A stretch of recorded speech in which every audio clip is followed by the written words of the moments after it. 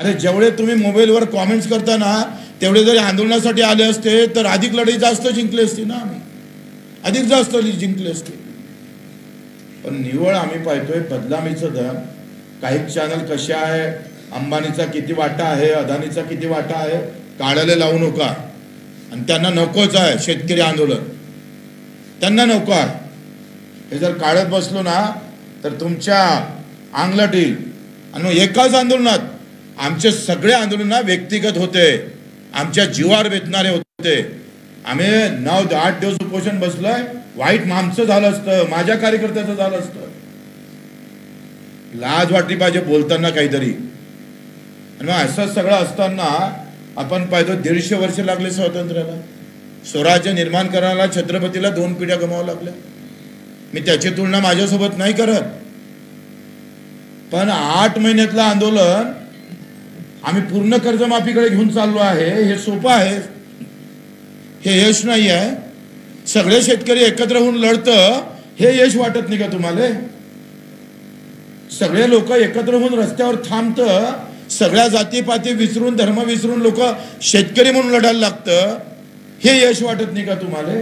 आंदोलन म्हणजे फक्त काय मागणी पूर्ततेसाठी असतं का? आज आम्हाला आनंद आहे का महाराष्ट्रभर फक्त शेतकरी या नावावर चर्चा होत आहे. हे सगळ्यात मोठं यश आहे. सगळेजण बोलायला लागले शेतकरी म्हणून. जो कर्जाचा मुद्दा संपला होता या बच्चू कडून आणि त्याच्या कार्यकर्त्यांना जिवंत ठेवला. किती आंदोलन केलं हो आम्ही आतापर्यंत. संभाजीनगरला मोर्चा केला जेव्हा एकनाथजी शिंदे मुख्यमंत्री होते, त्यांनी सुद्धा आम्हाला शब्द दिला होता. तो गेला 9 ऑगस्ट 2024ला. वाडा आंदोलन झालं 7 जानेवारी 2025ला. कर्जमाफीकरिता रंगपंचमी रस्ते रंगून आंदोलन केलं 14 मार्च 2025ला. रायगड इथे 3 दिवस उपाशी बसलोय रायगडला. तेव्हा मुख्यमंत्र्यांना बैठक लावली. रायगडचं आंदोलन आमचं 21 मार्च 2025चं. मुख्यमंत्री यांच्यासोबत बैठक झाली 7 एप्रिल 2025ला. आमदाराच्या घरासमोर टेमा आंदोलन गेलं 11 एप्रिल 2025ला. कृषी मंत्री माणिकराव कोकाटेच्या घरासमोर मी गेलो होतो. आम्ही अडवून ठेवलं ते माणिकराव कोकाटेंना, कृषी मंत्र्याला. हे साले सगळे झोपले होते. तेव्हा ते आंदोलन केलं 17 एप्रिल 2025ला. रक्तदान करून नागपूरला मुख्यमंत्र्यांच्या समोर घरासमोर आंदोलन केलं. ते केलं 14 मे 2025ला. गुरुकुल मुद्रीला 8 दिवस आम्ही आंदोलन केलं. ते 8 जून अन्नत्याग आंदोलन 2025ला. 8 दिवस उपाशी राहिलो, पाण्यावर राहिलो. काही वाटत नाही तुम्हाला? उठलं का मॅनेज झाला, पैसे घेतले, चॉकलेट दिलं, फसवलं. मग तुम्हाला कोण काढवलं रे सालेव आंदोलन करायला? करा ना आंदोलन. आम्ही जिथं फसलो ना तिथून तुम्ही आंदोलन सुरू करा. बोलायला काय जातंय? करायला ना मर्द पाहिजे असतं. ना मर्दाची अवलाद आंदोलन करू शकत नाही. आणि नंतर आम्ही पाहतोय चंद्रकांत बावनकुळेंना बैठक घेतली. भरत सेठ गोगावलेंना याचा प्रस्ताव तयार झाला पेरणी ते कापणीपर्यंतचा. त्याला कॅबिनेट आता मंजुरापर्यंत समोर जाईल. दुसरा चंद्रकांत बावनकुळेंना पुन्हा एक बैठक घेतली. 7-12 कोरा यात्रा काढला, ते पैदल फिरलो. आणि महाएल्गार मोर्चा 27 ऑक्टोबरला केला. काही लोक म्हणतात दुसरे आंदोलन होऊ नये म्हणून बच्चू कडून आंदोलन वेळेवर केलं. एक पत्रकार आहे मुंबईचा, त्याला भेटणार आम्ही. 2 दिवसात आंदोलन केलं आणि 3ऱ्या दिवसात बैठक लावली. अरे आराम करा, वास थोडं, पाय थोडं. आणि तुमच्यामुळं आमचं आयुष्य जर बर्बाद होत असेल अशा चुकीचे आरोप करू. चुकीचे आरोप करताय. कोणाची जिंदगी तुम्ही दावावर लावताय, आयुष्य दावावर लावताय. छापला त्याने न्यूज करायला काही वेळ लागत नाही, पण कोणाचं आयुष्य जर पणाला लागत असेल तर कोण सोडणार आहे? कोण सोडणार आहे कोणाला? एवढं सोपं नाही आहे. अशा पद्धतीनं जर तुम्ही उधळपट्टी करत असाल आमची, तर आम्ही सोडणार नाही. आणि मग आम्हाला परीक्षा द्यायची वेळ आली, हेच खरं तर चुकीचं आहे.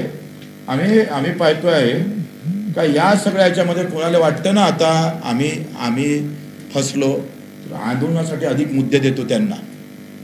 जे म्हणतं ना आमच्यावर आरोप करताय ना, मग आंदोलनासाठी आत्ता मुद्दे आहे. अजूनही सोयाबीन कापूस मक्याची खरेदी झाली नाही सुरू. मुख्यमंत्र्यांना आमच्या बैठकीत आश्वासन दिलं, काय सुरू झाली नाही.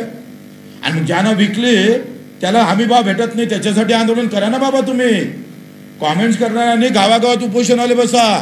उद्या एकदा जग आम्ही होतो तुमच्यात सहभागी, काय हरकत आहे? तुम्हाला मुद्दे देतो अधिक. हमी भावाच्या खाली ज्यांनी सोयाबीन विकली त्याला पण आम्ही भावांतर योजना लागू केली पाहिजे. हमी भाव जो काढला जातो तो चुकीचा काढला जातोय, त्याच्यासाठी तुम्ही लढले पाहिजे. बच्चू कडून आणि त्या आमच्या सगळ्या नेत्यांनीच थोडं ठेका घेतलाय. तुम्ही रस्त्यावर या. स्वामीनाथन आयोगाच्या अंमलबजावणी अजून करत नाही. काँग्रेसच्या काळापासून सुरू झालेला स्वामीनाथन आता 8वा वेतन आयोग मंजूर केला सरकारनं बिहारची निवडणूक पाहून. मग स्वामीनाथन का मंजूर होत नाही? त्यासाठी आम्ही का लढत नाही? हे प्रश्न आहे. दूध उत्पादक शेतकऱ्याचं आंदोलन करता येईल तुम्हाला, करा.